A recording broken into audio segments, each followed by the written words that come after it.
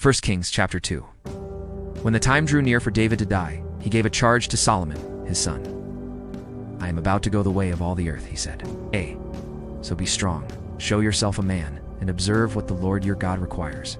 Walk in his ways, and keep his decrees and commands, his laws and requirements, as written in the law of Moses, so that you may prosper in all you do and wherever you go, and that the Lord may keep his promise to me. If your descendants, watch how they live. And if they walk faithfully before me with all their heart and soul, you will never fail to have a man on the throne of Israel. You yourself know what Joab son of Zeruiah did to me, what he did to the two commanders of Israel's armies. Abner son of Ner and Amasa son of Jether. He killed them, shedding their blood in peacetime as if in battle. And with that, blood stained the belt around his waist and the sandals on his feet. Deal with him according to your wisdom, but do not let his gray head go down to the grave in peace. But show kindness to the sons of Barzillai of Gilead, and let them be among those who eat at your table. They stood by me when I fled from your brother Absalom. And remember, you have with you Shimei son of Gera, the Benjamite from Bahurim, who called down bitter curses on me the day I went to Mahanaim. When he came down to meet me at the Jordan, I swore to him by the Lord, I will not put you to death by the sword. But now do not consider him innocent. You are a man of wisdom. You will know what to do to him. Bring his gray head down to the grave in blood. Then David rested with his fathers and was buried in the city of David. He had reigned 40 years over Israel, 7 years in Hebron, and 33 in Jerusalem. So Solomon sat on the throne of his father David, and his rule was firmly established.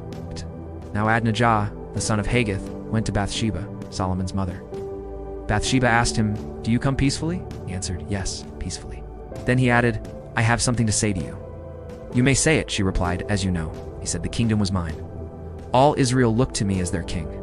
But things changed, and the kingdom has gone to my brother, for it has come to him from the Lord. Now I have one request to make of you. Do not refuse me." "You may make it," she said. So he continued, "Please ask King Solomon. He will not refuse you to give me Abishag the Shunammite as my wife." "Very well," Bathsheba replied, "I will speak to the king for you." When Bathsheba went to King Solomon to speak to him for Adonijah, the king stood up to meet her, bowed down to her, and sat down on his throne. He had a throne brought for the king's mother, and she sat down at his right hand. "I have one small request to make of you," she said. "Do not refuse me," the king replied. "Make it, my mother. I will not refuse you." So she said, "Let Abishag the Shunammite be given in marriage to your brother Adonijah." King Solomon answered his mother, "Why do you request Abishag the Shunammite for Adonijah? You might as well request the kingdom for him after all. He is my older brother, yes, for him and for Abiathar, the priest, and Joab son of Zeruiah." Then King Solomon swore by the Lord, "May God deal with me, be it ever so severely, if Adonijah does not pay with his life for this request. And now, as surely as the Lord lives, he who has established me securely on the throne of my father David, and has founded a dynasty for me, as he promised Adonijah, shall be put to death today." So King Solomon gave orders to Benaiah, son of Jehoiada, and he struck down Adonijah, and he died. To Abiathar the priest, the king said, "Go back to your fields in Anathoth. You deserve to die, but I will not put you to death now, because you carried the ark of the sovereign Lord before my father David and shared all my father's hardships." So Solomon removed Abiathar from the priesthood of the Lord, fulfilling the word the Lord had spoken at Shiloh about the house of Eli. When the news reached Joab, who had conspired with Adonijah, though not with Absalom, he fled to the tent of the Lord and took hold of the horns of the altar. King Solomon was told that Joab had fled to the tent of the Lord and was beside the altar. And Solomon ordered Benaiah, son of Jehoiada, "Go, strike him down." So Benaiah entered the tent of the Lord and said to Joab, "The king says, 'Come out.' But he answered, 'No, I will die here.' Benaiah reported to the king, 'This is how Joab answered me.' Then the king commanded Benaiah, 'Do as he says. Strike him down and bury him, and so clear me and my father's house of the guilt of the innocent blood that Joab shed. The Lord will repay him for the blood he shed. Because without the knowledge of my father David he attacked 2 men and killed them with the sword.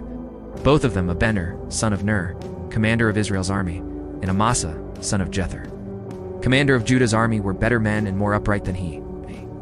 May the guilt of their blood rest on the head of Joab and his descendants forever. But on David and his descendants, his house and his throne, may there be the Lord's peace forever." So Benaiah, son of Jehoiada, went up and struck down Joab and killed him, and he was buried on his own land in the desert. The king put Benaiah, son of Jehoiada, over the army in Joab's position, and replaced Abiathar with Zadok the priest. Then the king sent for Shimei and said to him, "Build yourself a house in Jerusalem and live there, but do not go anywhere else. The day you leave and cross the Kidron Valley, you can be sure you will die. Your blood will be on your own head." Shimei answered the king, "What you say is good. Your servant will do as my lord the king has said."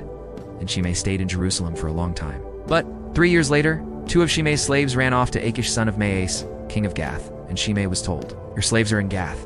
At this, he saddled his donkey and went to Achish at Gath in search of his slaves. So Shimei went away and brought the slaves back from Gath. When Solomon was told that Shimei had gone from Jerusalem to Gath and had returned, the king summoned Shimei and said to him, "Did I not make you swear by the Lord and warn you, on the day you leave to go anywhere else, you can be sure you will die? At that time you said to me, 'What you say is good. I will obey.' Why then did you not keep your oath to the Lord and obey the command I gave you?" The king also said to Shimei, "You know in your heart all the wrong you did to my father David. Now the Lord will repay you for your wrongdoing.